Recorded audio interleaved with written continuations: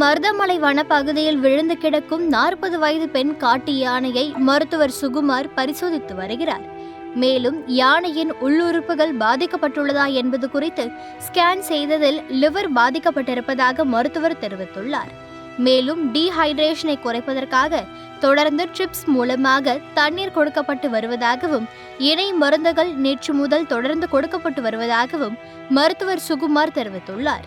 தாயுடன் உள்ள குட்டி யானைக்கு தண்ணீர், இளநீர் போன்ற நீராகாரங்கள் கொடுக்கப்பட்டு வருகிறது.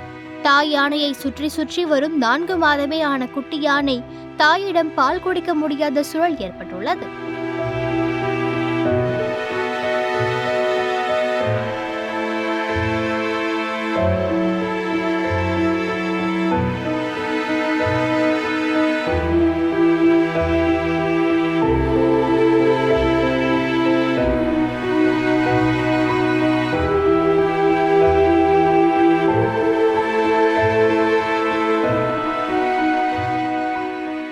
தாய் யானையுடன் குட்டி யானையும் இருப்பதால் வனத்துறையினர் குட்டி யானையை தொடர்ந்து கண்காணித்து வருகின்றனர்.